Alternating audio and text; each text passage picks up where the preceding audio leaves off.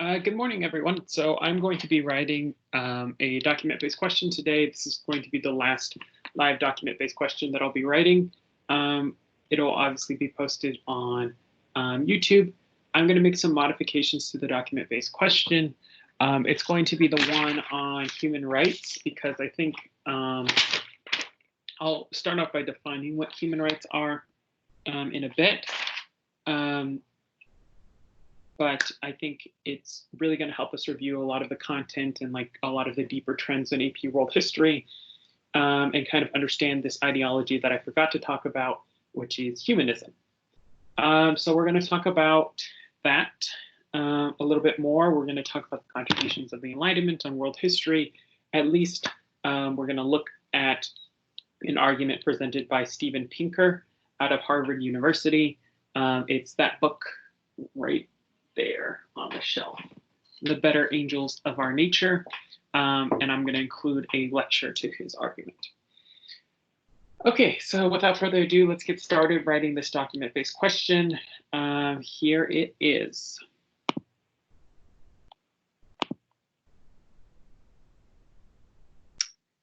Where is it? It is.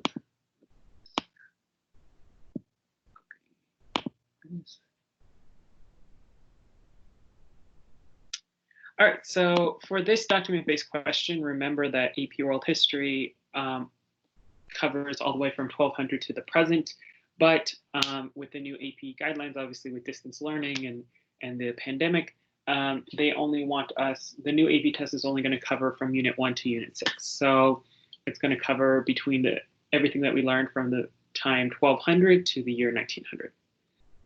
So I'm going to make some modifications to this document. First modification I'm going to make is take out document 1. I'm going to leave document 2, document 3, document 4, and document 5. I will say that this DBQ was a little bit more comprehensive. This DBQ was an optional DBQ that you could have written a PreWrite about, but I am going to go ahead and also add another document. There was originally 7 documents to this document-based question. You really can't talk about human rights without talking about the Universal Declaration of Human Rights. So I'm going to include that as the 6th document, document number 6. And then this is where I'm going to write the essay about human rights. So in addition to that, I'm going to use my big old The Face of Human Rights book and Steven Pinker's Better Angels of Our Nature to kind of help make my arguments. I'm going to include a lecture to his, or I'm going to include a link to his lecture at Yale University about his thesis in that book and his argument, because I think it's a great review and helps you review some of the major trends in world history. So let's go ahead and look at the documents here, or the prompt first. So the prompt is, using the documents and your knowledge of world history, analyze the differing attitudes toward human rights across time and place. Consider the focus and purpose of the document. So it's even telling us to look at the P in SOAP. Okay, so we're going to start off looking at document 2. Document 2 is the Magna Carta, which was written in the year 1215 CE. And it says, John, by the grace of God, King of England, Lord of Ireland, Duke of Normandy, and I don't know how to pronounce that, and Count of Jew, or however to pronounce it, to all free men of our kingdom, we have also granted for us and our heirs forever all the liberties written out below. Heirs may be given in marriage, but not to someone of lower social standing. Before a marriage takes place, it shall be made known to the heirs next of kin. At her husband's death, a widow may have her marriage portion and inheritance at once, and without trouble she shall pay nothing for her dower, marriage portion, or any inheritance that she and her husband held jointly on the day of his death. She may remain in her husband's house for 40 days after his death, and within this period her dower shall be assigned to her. No widow shall be compelled to marry so long as she wishes to remain without a husband, but she must be given security that she will not marry without royal consent if she holds her lands of the crown, or without the consent of whatever other lord she may hold them of. So this Magna Carta, just to give some context, The Magna Carta was a response by British nobles to King John, who was taxing them. And so this collection of English elite come together. They tell King John, basically by force, you got to stop taxing us. You got to lay off, dude. So when it says to all freemen of our kingdom, they really mean nobles, right? So the Magna Carta basically is a important document because it holds King John to a particular set of standards. It says that he's not above the law. Some people signifies like the first time in world history, it's a major event in Western history where a monarch is seen as not above the law.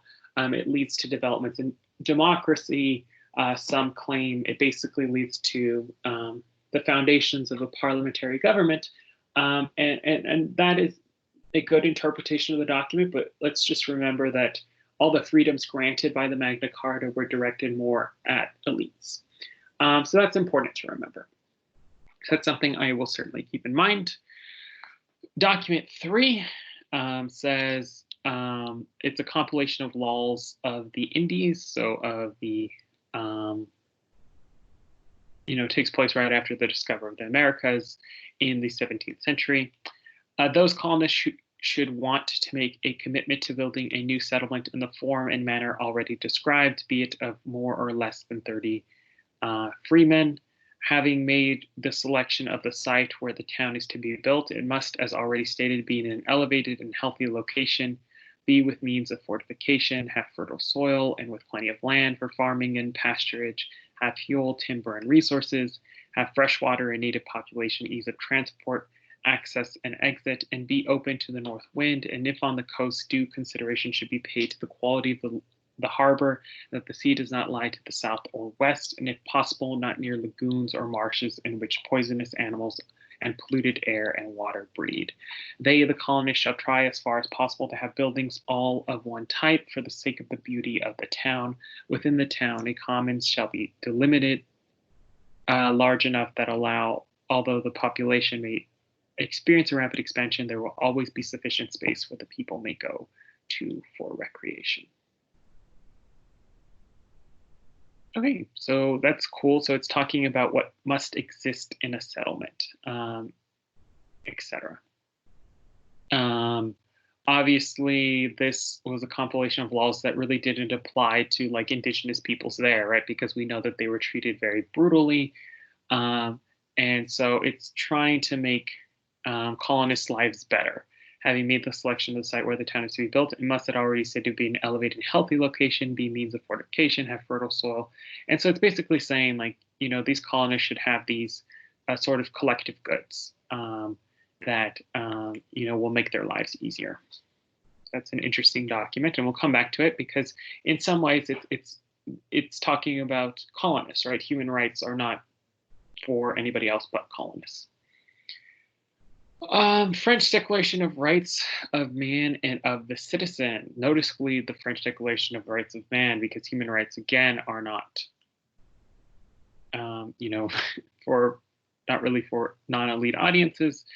I would say that, the French Declaration of Rights of Man are more expansive, so that's an important thing to note. So the representatives of the French people constituted as a national assembly, in considering that ignorance, neglect, or contempt of the rights of man are the sole causes of public misfortunes and governmental corruption, has resolved to set forth in a solemn declaration the natural, inalienable, and sacred rights of man, so that by being liable to comparison with the aim of any and all political institutions, the acts of legislative and executive powers may be the more fully respected, and so that by being founded henceforward on simple and incontestable principles, the demands of the citizens may always tend toward maintaining the Constitution. Then it says, men are born and remain free and equal in rights. Social distinctions may be placed only on common utility. The purpose of all political association is the preservation of the natural and imprescriptible rights of man. These rights are liberty, property, security, and resistance to oppression. The principle of all sovereignty rests essentially in the nation. No body and no individual may exercise authority which does not emanate expressly from the nation. Liberty consists in the ability to do whatsoever does not harm another. Hence, the exercise of the natural rights of each man has no other limits than those which assure to other members of society the enjoyment of the same rights. These limits can only be determined by the law.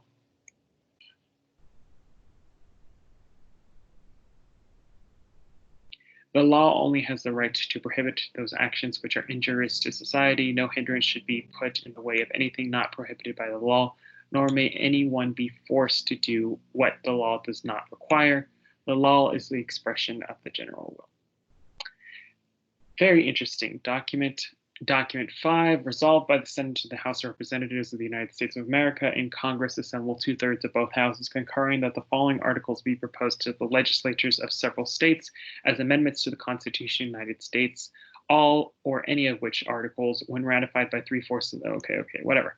Article the 3rd, Congress shall make no laws respecting establishment of religion or prohibiting the free exercise thereof or abridging the freedom of speech or of the press, or the right of people peaceably to assemble and to petition the government for a redress of grievances. So those are Bill of Rights that we cite in common discourse all the time. Article the 6th, the right of the people to be secure in their persons, houses, papers, and effects against unreasonable searches and seizures shall not be violated, and no warrant shall issue but upon probable cause supported by oaths or affirmation, or particularly describing the places to be searched and the persons or things to be seized. Okay, very interesting document as well. And then finally, document number 6, 1948 Universal Declaration of Human Rights. It's the United Nations Declaration of Human Rights, so it's right after World War II. Remember, 1948 is not something that's going to appear in this AP test. We stop at the year 1900, but you can't really talk about human rights without talking about probably the most important declaration in human rights. Before I get to defining what human rights are, if you're at a loss, I will define them shortly. But you can't really talk about them without talking about the 1948 Universal Declaration of Human Rights. Emphasis on the word universal. So what does the word universal mean? Word universal means it applies to everyone, right? It's not just as in the document about, colonists, where it said, these are some rights that are ascribed to colonists, obviously not ascribed to indigenous peoples. And then here's what it says: whereas recognition of the inherent dignity and of the equal and inalienable rights of all members of the human family, not just men, is the foundation of freedom, justice, and peace in the world. Whereas disregard and contempt for human rights have resulted in barbarous acts which have outraged the conscience of mankind. Remember that this came shortly after the Holocaust, so maybe that's the an occasion that I can bring into this essay. And the advent of a world in which human beings shall enjoy freedom of speech and belief in freedom from fear and want has been proclaimed as the highest aspiration of the common people. Where it is essential, if man is not to be compelled to have recourse as a last resort to rebellion against tyranny and oppression, that human rights should be protected by the rule of law. Whereas it is essential to promote the development of friendly relations between nations, and then whereas the people of the United States have in this charter reaffirmed their faith in the fundamental human rights, in the dignity and worth of human person, and in the equal rights of men and women, and have determined to promote social progress and better standards of life in larger freedom. So this is a really important document. This is obviously just an excerpt of a document that talks about human rights. It's probably one of the most important documents. So let's just be reminded of the prompt really quickly, and then I'm going to start writing this essay using what we know. And then I'm going to explain why this essay really kind of helps cover a lot of human history. And then I'm going to include a link to the lecture, Stephen Pinker's lecture. So if you notice, I did take a long time reading those documents. Hopefully I would have been doing a pre-write as I'm reading the documents, trying to formulate some ideas, thinking about how the documents can be grouped together as well. In fact, let's do the pre-write. But know that it takes me a longer time to do this because I am obviously pre-write.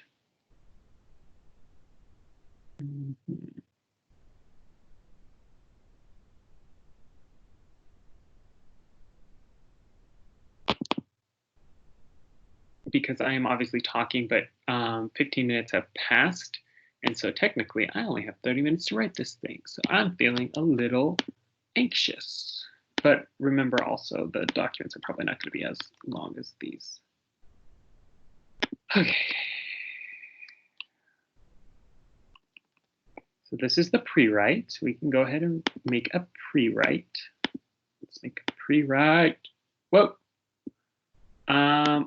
So the formatting is going to be really messed up now because it just is. So what is some contextualization that I might want to come up with? Remember that contextualization can be something like a specific date, or I can talk about a specific ideology. So it can happen before or like kind of during the prompt. One thing that I will say is that first things first, what is the historical thinking skill that this essay wants you to come up with? It's continuity and change over time, right? So it's saying the essay is, where's the essay prompt? Using the documents in your knowledge of world history, analyzing the differing attitudes toward human rights across time and place. That's the essay. Prompt, right? That's the prompt. So I know it's continuity and change over time. And my contextualization, I think for my contextualization, I want to include an ideology. And I want to include the ideology of humanism, but I also want to kind of make it more explicit what I mean by humanism and when this comes into being. I also think that just for the purposes of teaching you, and then also for the purposes of this DBQ, I also want to define what human rights are. So luckily I have this book that tells me exactly what human rights are. And I'm going to start off with defining human rights with a question.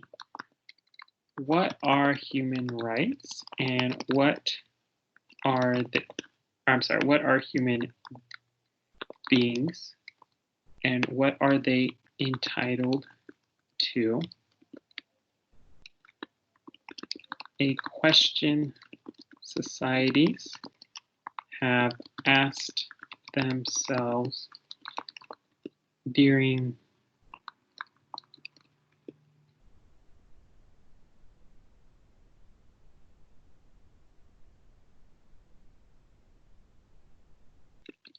was not seriously addressed at the international level until World War II.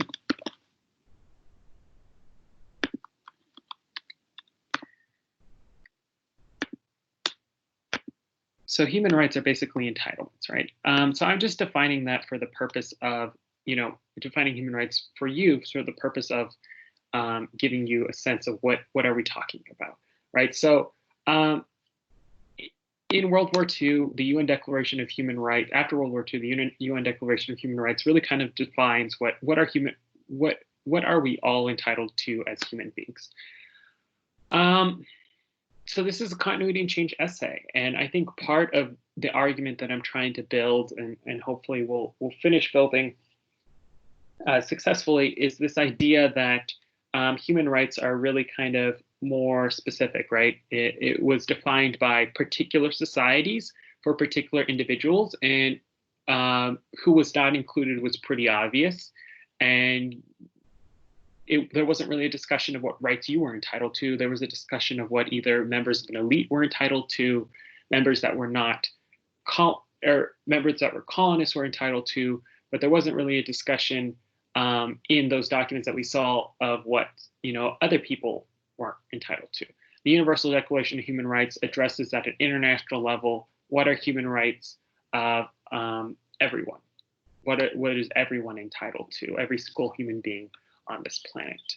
I will also note that the documents were very Eurocentric. They didn't include a lot of documents outside of European documents. And so naturally, my essay is going to be more geared towards European developments. And that's why I wanted to use Steven Pinker's Better Angels of Our Nature to help supplement my argument. And I included a link to his lecture. But I will say that there are other societies that are not just Western societies that have interrogated this question of what are human beings and what are they entitled to. But it just for whatever reason, this DBQ is more geared towards Europe. And also, I will also say that Steven Pinker's argument is very much thinks that the Enlightenment, European Enlightenment, has had a significant world historical impact, and some people push back on that, but I think that is a good and legitimate argument, and he makes it very convincingly, at least in his book, and then in the lecture. And so I will also present a complication about AP world history. Some people have complicated notions about AP world history because it is so Eurocentric, but I will also put forward the argument too that developments in Europe and Europe's colonization and colonialism, for better or for worse, has had a huge impact on the way that the world has ended up today. There's no question about that. But I do acknowledge the argument that it is a little bit Eurocentric.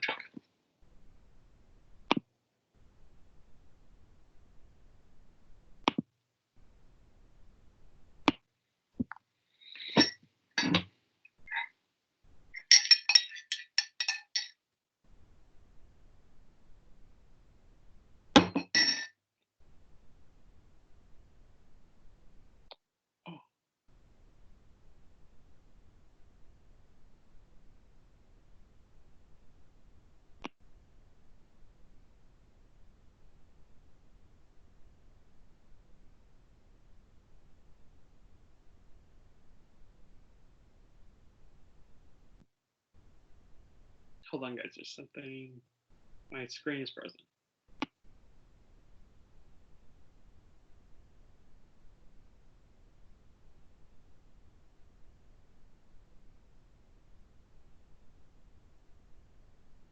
Okay, so let's continue.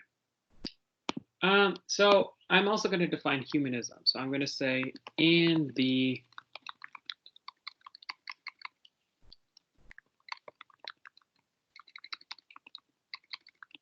'17th and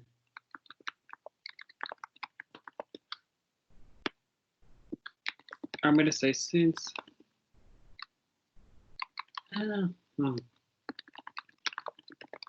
invention of the printing press in the, what was it, 1500s, a humanism, the idea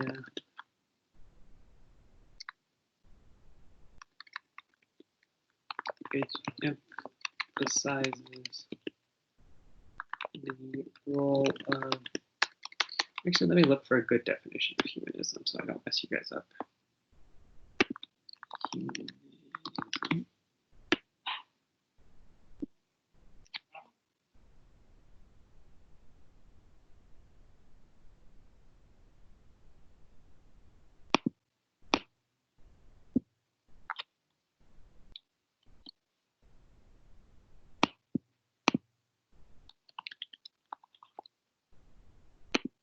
Since the invention of the printing press in the 1500s, humanism, the idea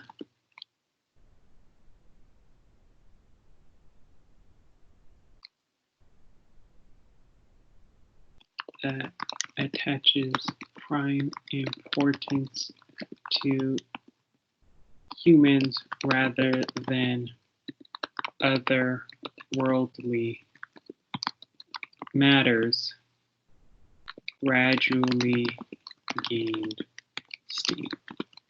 So before, and Steven Pinker argues this in his book, you know, really kind of with the, it wasn't just the printing press, it was like the scientific revolution, the Renaissance, the scientific revolution, and then the Enlightenment. Humanism gradually gained steam, right? And it's in tension with Europeans' previous focus on the other world. Europeans previously had this belief system or this focus on the other world, and you know there was all kinds of, as he elucidates in his book, there's all kinds of sadistic torture practices that were going on, all kinds of poor treatment of individuals. People were poor for the most part, except if you were a noble or a king, but everybody was really a peasant. you lived a miserable life, but you were looking forward to dying because that's the afterlife was where it was at. That's where you got your riches and wealth. So humanism is in stark tension to kind of like this focus on the otherworldly, and it kind of repositions the importance of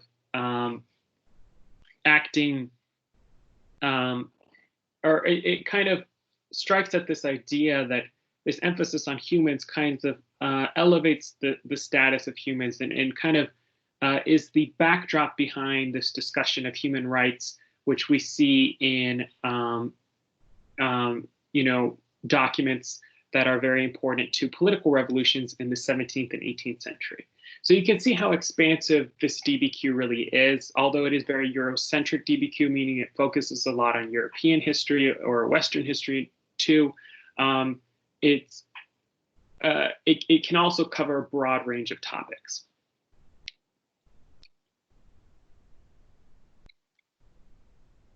Really gain steam. Just for this purpose of also being, teaching it, this would be good contextualization in itself. And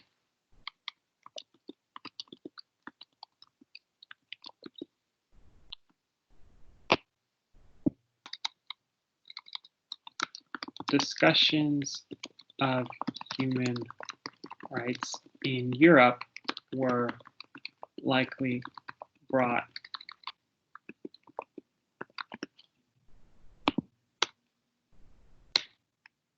discussions of human rights in Europe were likely brought on by the scientific, by increases in literacy, which were related to the printing press, the more availability of books, the scientific revolution, Renaissance, which actually, and the and the Enlightenment.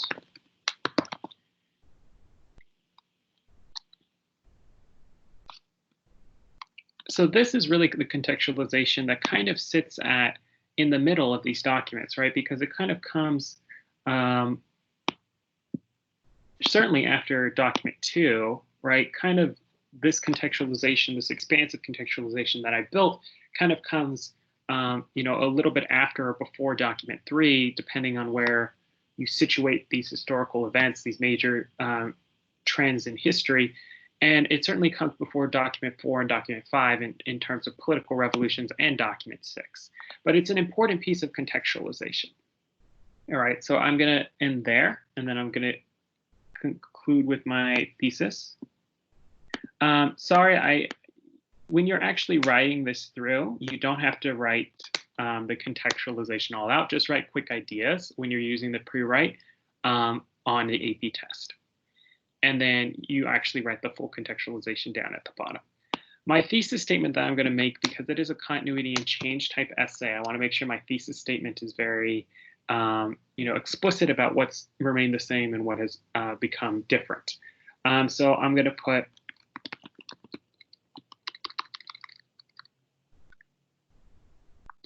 human rights have gradually become more expansive, while before the, I'm just going to put human rights were largely reserved to particular, restricted to elites of particular societies.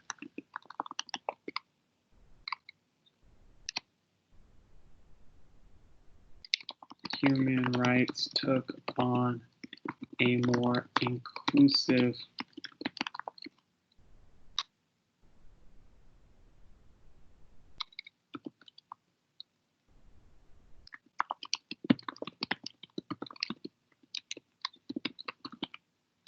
While before the Enlightenment, human rights were largely restricted to elites of particular societies, human rights became more inclusive.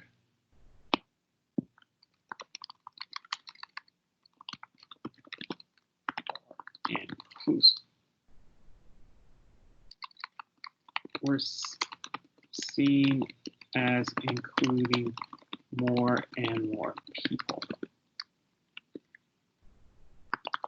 Human rights, however, weren't universally established beyond particular societies.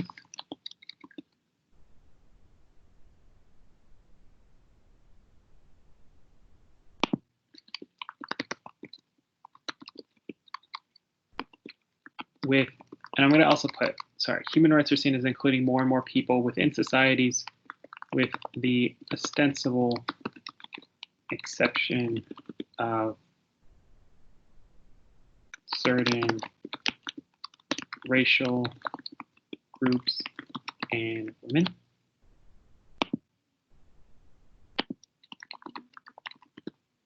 Human rights, however, weren't universally established beyond particular societies until the Universal Declaration of Human Rights. So that's my thesis. You can see it's pretty lengthy, but at the thrust of my thesis, and you could probably write a better one given more time. Remember, this DBQ is also very hard. It's also very hard for someone like me because this was my bread and butter. This was something that I studied a lot at Georgetown, and so I want to make it more complicated, and I have all these reservations about what I'm writing, so please forgive me.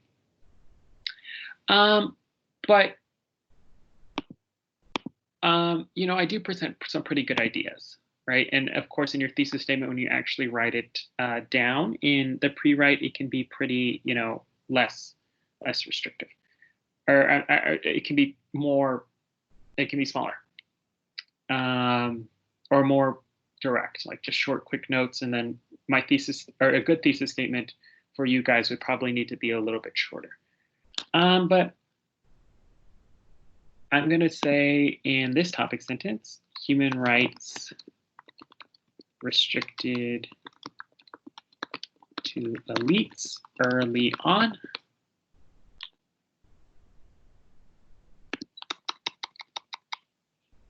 And then in the other topic sentence, I'm going to put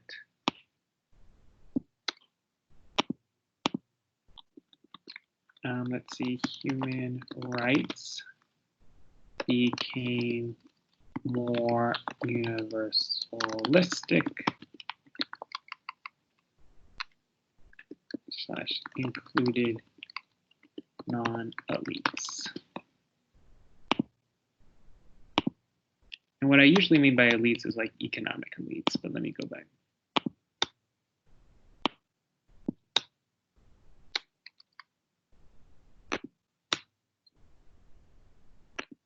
With the alignment. Okay. So for this one, I'm going to put document 2 and 3 in the first body paragraph. 2 and 3. And then in the second body paragraph, I'm going to put document 4, 5, and then 6. 6 being the most universalistic, most expansive document, and 5 being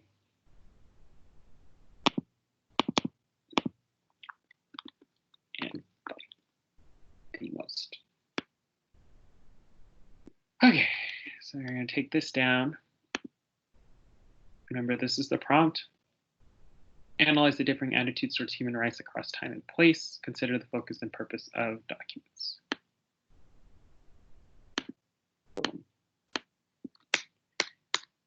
So this would be my first paragraph. What are human beings and what are they entitled to? A question societies have asked themselves during 4 centuries. Was not seriously addressed at the international level until World War II. Since the invention of the printing press in the 1500s, humanism, the idea that attaches prime importance to humans rather than other worldly matters, so issues of God and heaven, gradually gained steam. Discussions of human rights in Europe were likely brought on by increases in literacy, the scientific revolution, and enlightenment. Human rights have gradually become more expansive.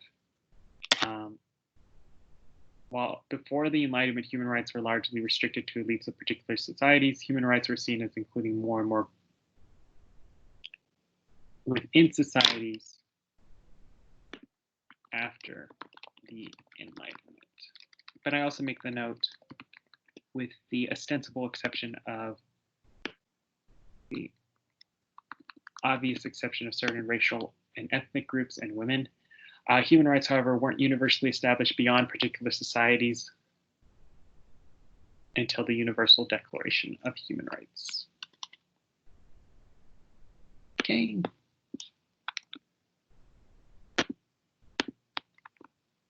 This is a lot to take on, guys. This is so much to take on.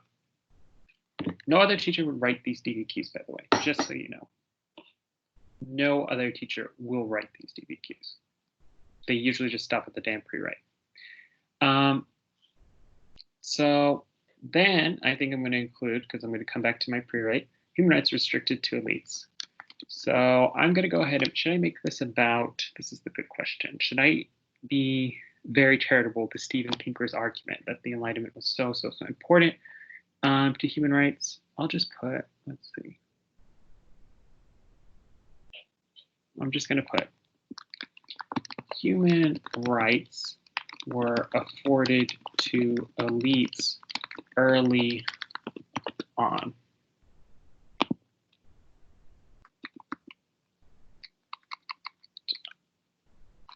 Racial and socio-economic elites early on. So basically what I mean by this is like, at least in the case of like the colonist example, racial elites would be, you know, as long as you're not Indian and not black, then you have these rights, right? Because obviously if you're not a colonist and you're part of the indigenous people, you don't have these rights. It's for us. And then, so that would be kind of like racial. For socioeconomic, I have in mind like, if you're not a knight who can be able to seize the castle of the king and demand that he not tax them, you don't have those rights and provisions. And then I'm going to put in document 2. And then this is where I complicate it, because document 2 gives some rights, it seems, to women. As her husband's death, the widow may have her marriage portion and inheritance. So in document 2, the Magna Carta grants certain rights to women regarding women.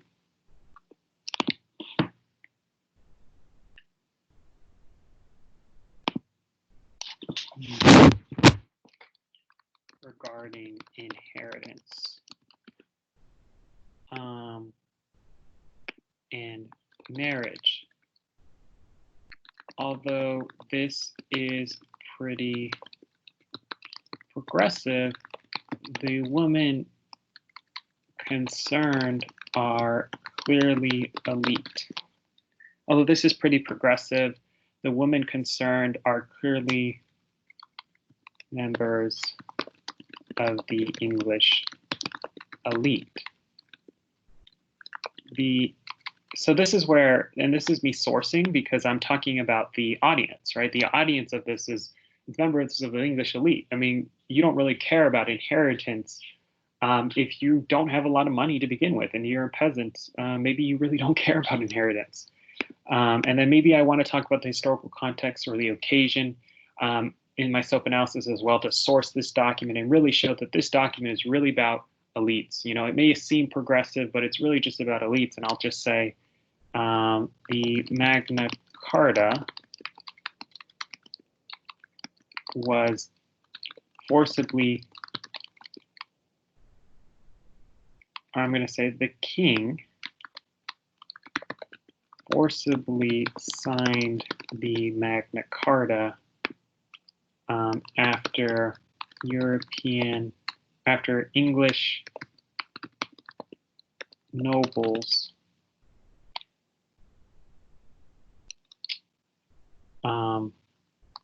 seize the castle in response to his excessive taxation. Right. So their main concern was his taxing of them, and they were upset with him, and they thought it was unjust, and so they wanted to make him sign the Magna Carta, which is often seen as a document.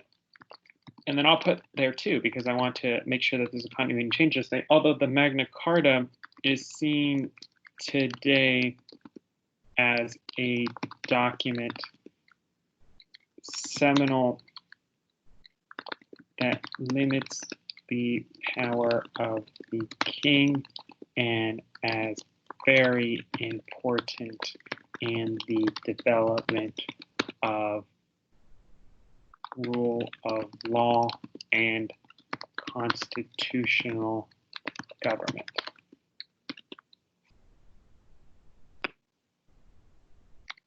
Granted, I'm going to put granted, it primarily benefited elites, which it did, right? Then I'm going to put document 3 gave rights to colonists in the first age of colonization, because remember there's 2. The second one is doing imperialism.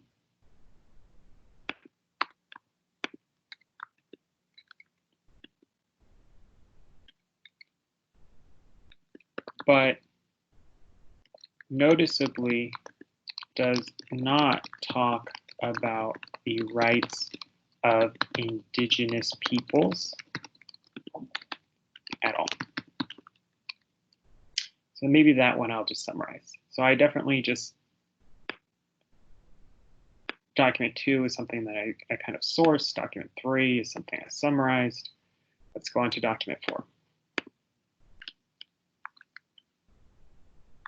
Human rights, at least in Europe, gradually became more expansive and inclusive of non-socio-economic elites,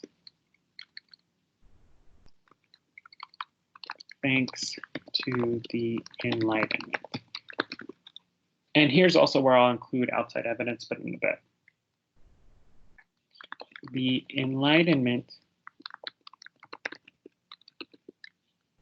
so I'll say in document 4, the French Declaration of Human Rights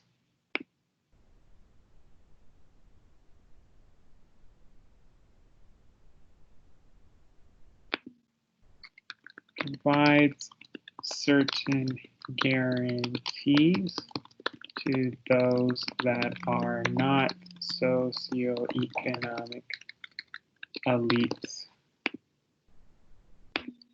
and says explicitly men are born and remain free and equal in rights, right?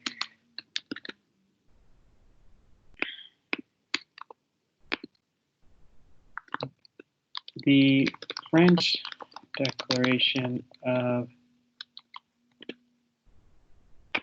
it's actually of Rights of Man and Citizen, sorry. Rights of Man and Citizen, of the Rights of Man and Citizen noticeably leaves out women. So again, I'm speaking to the audience, I'm sourcing this document and showing that, you know, it's still not as inclusive as the Universal Declaration of Human Rights. Noticeably leaves out women, suggesting that progress including racial groups and women in human rights, would be acquired later on.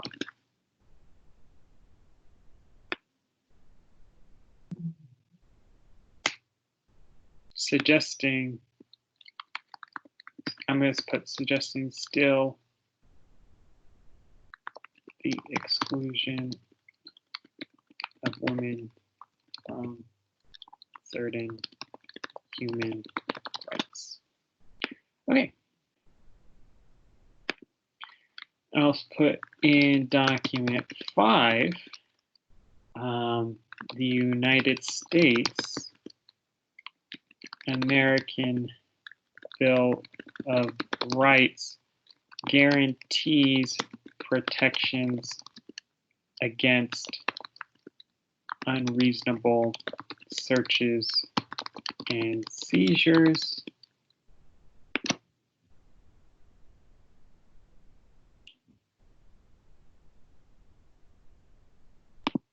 And freedom of religion, assembly, being protest, and press. And in a similar way to the French document, explicitly constrains the power of the government. Here's where I'm going to add some historical context and outside evidence. However, the United States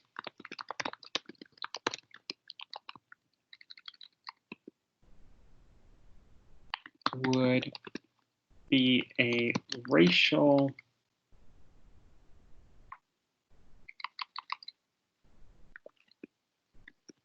country that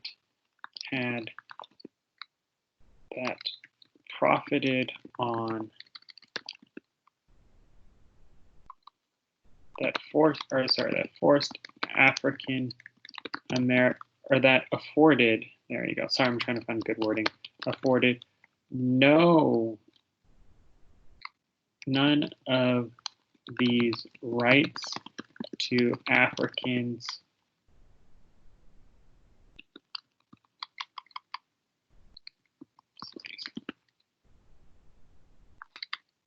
brought to the country. In fact,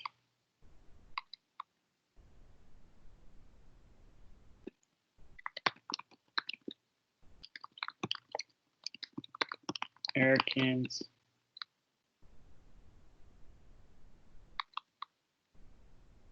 that's kind of like outside evidence. Talks about the audience of the document as well.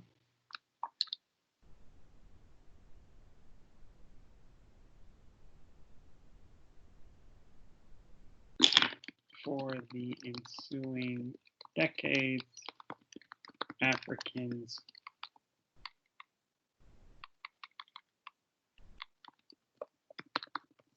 abolitionists would predictably cite the tension between the United States' founding documents and the lack of human rights afforded to Africans. Even slavery, we can go more into like Unit 7, 8, and 9 context, did not liberate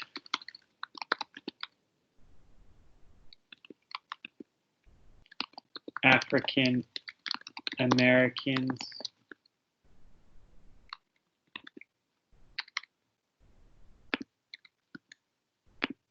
so to speak, because of Jim Crow laws, which were laws of like segregation and like these really disgusting laws, and legal statutes premised on denying African Americans' rights.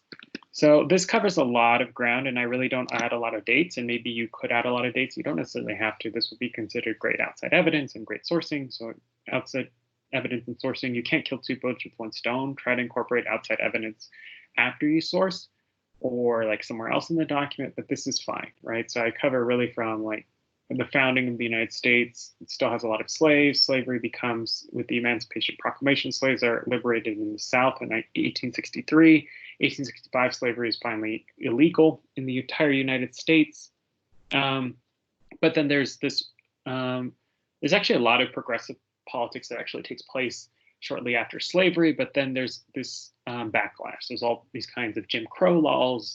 There's basically a racial apartheid state in the United States, especially in the South, all these kinds of horrible, things that happen to African Americans. And I make the argument that they weren't afforded kind of human rights, the same human rights that white Americans were.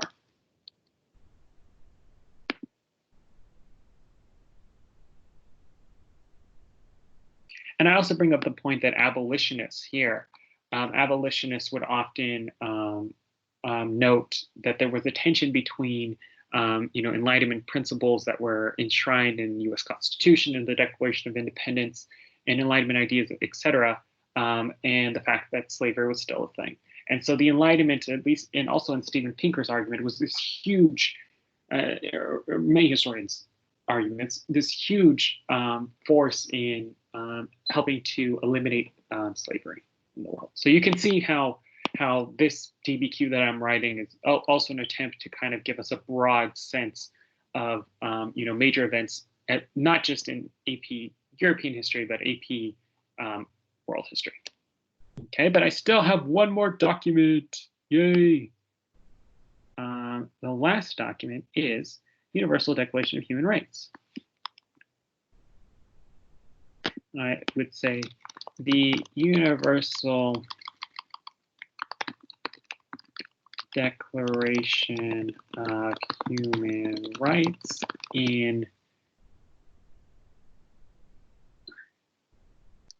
I would put in document 6, the Universal Declaration of Human Rights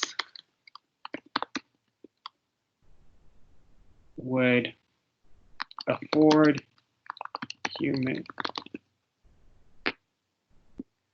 aims to affirm the human rights of every human being and is therefore a seminal document in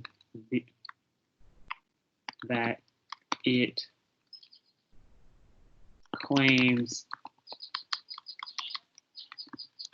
human rights are universal and non-excludable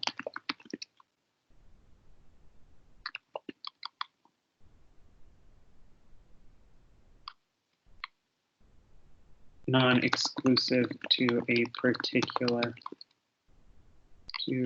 particular societies. So the Universal Declaration of Human Rights is completely different because it's not just like national government saying like, oh, you have these certain rights.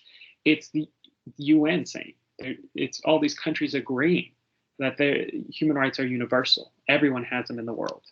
And I'm going to make a note, the Universal Declaration of Human Rights comes after the atrocities of the Holocaust and a recognition by world governments that establishing a baseline of what human beings are entitled to was incredibly important. And I'll put just kind of a restating of my thesis. I'll put for maybe even I want to make it a separate paragraph because it's a separate idea. For most of human history, human rights were provided to certain people within and depending upon particular historical or particular societies. The Universal Declaration of Human Rights, which gives it to, is a clear departure. There's other ways you can describe these. There's like other documents about human rights that have come out since.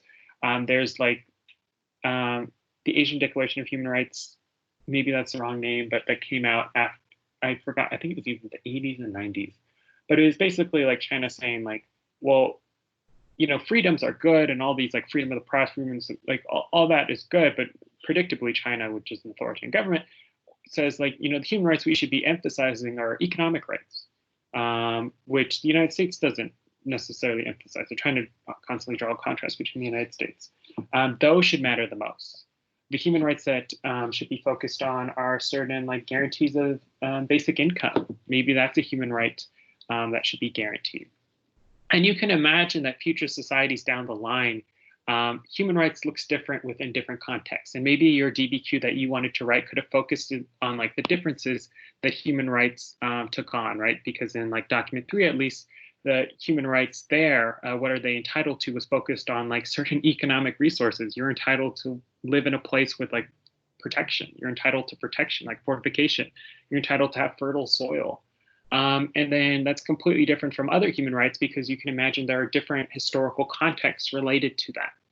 And that shows that something like human rights, human beings, and what are they entitled to, and that's the central question of this essay, is such an important topic, not only in AP World History, but actually in international law, if you wanted to study international relations, or if you wanted to study really anything.